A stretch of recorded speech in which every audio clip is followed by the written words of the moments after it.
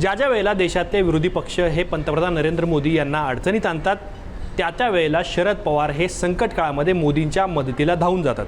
आता ज्या वेळेला पंतप्रधान नरेंद्र मोदी यांनी देशामध्ये पैसा, ऊर्जा आणि एक प्रकारे इंधनाची बचत करण्याचं आवाहन देशवासियांना केलं, त्यानंतर ते विदेश दौऱ्यावरती गेले.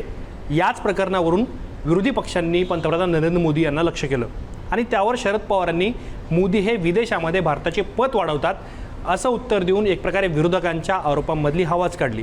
परंतु हे पहिल्यांदा घडलंय का, तर असं नाही आहे. यापूर्वी अनेक असे महत्त्वाचे मुद्दे होते ज्यावेळेला उद्धव ठाकरे यांचा पक्ष असेल, काँग्रेस असेल, राहुल गांधी असेल किंवा देशातले अनेक प्रादेशिक पक्षांचे महत्त्वाचे नेतेसुद्धा असतील, त्यांनी ज्या वेळेला मोदींवरती आरोप केले त्या वेळेला शरद पवारांनी मोदींना एक प्रकारे त्यांची पाठराखण केली, त्यांचं कौतुक केलं आणि विरोधी नेत्यांच्या आरोपांमधली हवा काढण्याचं काम केलं. मला तुम्हाला त्या 6 घटना दाखवायच्या आहे, 6 आरोप दाखवायचे आहे ज्या वेळेला शरद पवारांनी मोदी यांचं कौतुक केलं का त्यांच्या राजकारणाला पाठिंबा दिला.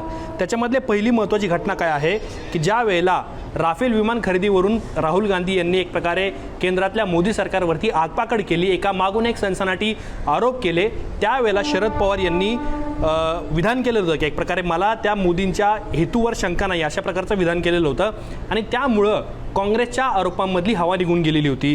हे 2018चं प्रकरण होतं. म्हणजेच राफेल खरेदीवरून विरोधकांनी मोदींना घेरलं तेव्हा पवारांनी मोदींच्या हेतूवर शंका नसल्याचं सांगत विरोधकांची गुची केली. हे 2018चं प्रकरण होतं. 2020मध्ये काय घडलेलं होतं, ज्या वेळेला गलवान संघर्षाच्या वेळेस विरोधी पक्षाच्या नेत्यांनी थेट केंद्रातल्या मोदी सरकारवरती आरोप केले, एक प्रकारे मोदींना घेरण्याचा प्रयत्न केला, त्यावेळेला शरद पवारांनी 1962च्या भारत चीन युद्धाचा उल्लेख करत विरोधकांना एक प्रकारे डिवचलं किंवा त्यांच्या आरोपातली हवा काढण्याचा प्रयत्न केला. तिथे सुद्धा एक प्रकारे मोदी सरकारचा बचाव शरद पवारांनी केला का अशी चर्चा सोशल मीडियावरती सुरू झाली. तिसरा महत्त्वाचा मुद्दा, ज्या वेळेला हिडनबर्गचे रिपोर्ट समोर आले आणि अदानी समूह अडचणीत सापडला त्यावेळेला सुद्धा एक प्रकारे राहुल गांधी यांच्यासोबत उद्धव ठाकरे असतील किंवा अरविंद केजरीवाल असतील यांनी JPCची मागणी केलेली होती. या सगळ्या प्रकरणाची संयुक्त पार्लमेंटरी कमिटी असते त्याद्वारे या सगळ्या प्रकरणाची चौकशी करण्यात यावी अशी मागणी करण्यात आली आणि तेव्हा कुठे मोदी सरकार हे अडचणीत आल्याचं दिसलं त्यावेळेला शरद पवारांनी मोदींना कोंडीत पकडण्यासाठी अदानी समूहाला लक्ष केलं जात असल्याचं म्हटलेलं होतं 2023मध्ये. त्यामुळं या मुद्द्यावरून सुद्धा मोदी सरकारचा बचाव करण्याचा प्रयत्न हा शरद पवारांनी केला होता का अशी सुद्धा चर्चा तिथे झालेली होती.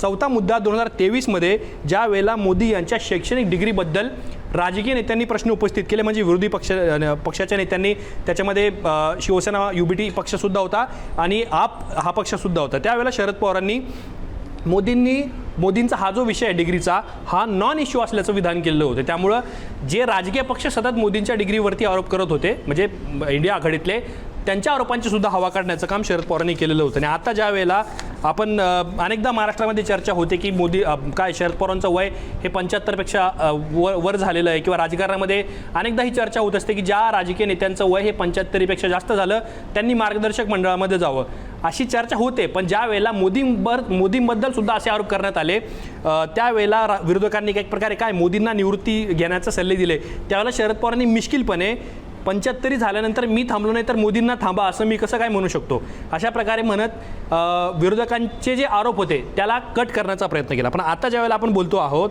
त्यावेळेला शरद पवार म्हणतात की मोदी हे बाहेर देशामध्ये किंवा परदेशामध्ये देशाचा गौरव वाढवत आहेत, देशाची पत वाढवत आहेत.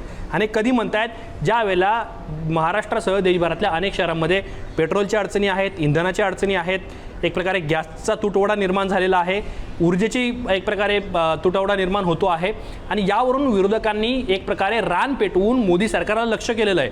त्यावेळेला शरद पवार हे मोदींच्या अडचणीमध्ये धावून जाताना पाहायला मिळतात. आता याचे राजकीय अर्थ अनेक काढले जाऊ शकतात, पण मोदींचं कौतुक हे शरद पवार नेमकं का करत असतात तर सगळ्यात पहिला मुद्दा काय आहे की बारामतीमध्ये काही वर्षांपूर्वी पंतप्रधान नरेंद्र मोदी आलेले होते आणि त्यांनी विधान केलेलं होतं की मी शरद पवारांचं बोट धरून राजकारणात आलो. ज्यावेळेला देशामध्ये संयुक्त पुरोगामी आघाडी सरकार होतं त्यावेळेला मला कुठल्याही सत्ताधारी नेत्याकडे जायचं असेल तर माझ्या मनात सगळ्यात आधी शरद पवारांचा विचार यायचा. म्हणजे जर कामं मंजूर करून घ्यायची असतील, एखादा महत्त्वाचा प्रोजेक्ट असेल तर केंद्र सरकारमध्ये मी शरद पवार यांच्याशी संवाद साधायचो असं विधान मोदी यांनी केलेलं होतं. त्यामुळं शरद पवार आणि मोदी यांच्यामध्ये एक राजकीय मैत्री आहे आणि दोन्ही नेते एक प्रकारे त्यांची मैत्री टिकून आहेत, कारण दोन्ही नेत्यांनी एकमेकांवरती एक प्रकारे टोकाची टीका ही कधीही केलेली नाही. अर्थात मोदींनी जे दावे शरद पवारांच्याबद्दल केलेले होते त्या दाव्यांचं काही प्रमाणात खंडन शरद पवारांनी अनेकदा करण्याचा प्रयत्न केला, परंतु टोकाची टीका दोन्ही नेत्यांनी एकमेकांवरती केलेली नाही. दुसरा महत्त्वाचा मुद्दा याच्यामध्ये काय आहे की शरद पवारांचं जे राजकारण आहे ते एक प्रकारे संशयाचं राजकारण आहे. शरद पवार कधीही कुणासोबत युती करू शकतात, कधीही कुणाचा गेम करू शकतात, कधीही कुणाचा पराभव करू शकतात.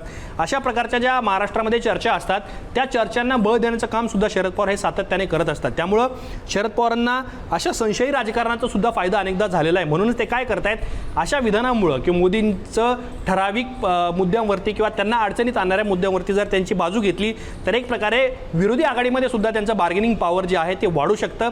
ह्याची कल्पना शरद पवारांना आहे आणि ते सुद्धा त्याचा फायदा घेऊ शकतात. सोबतच याच्यामध्ये शरद पवार हे भारतीय जनता पार्टीसोबत जाऊ शकतात का, ही चर्चा अनेकदा महाराष्ट्रामध्ये झालेली आहे. पण अशा विधानामुळं शरद पवार हे भाजपसोबत जाऊ शकतात ही शक्यता जी आहे, ही जी चर्चा आहे ती सुद्धा कायम राहते.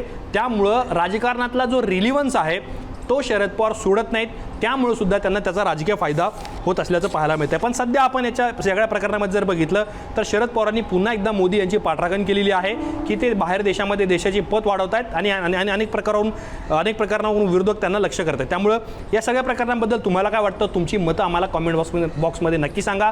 असेच माहितीपूर्ण व्हिडिओ पाहण्यासाठी मुंबई तकच्या यूट्यूब चॅनलला सबस्क्राईब करायला विसरू नका.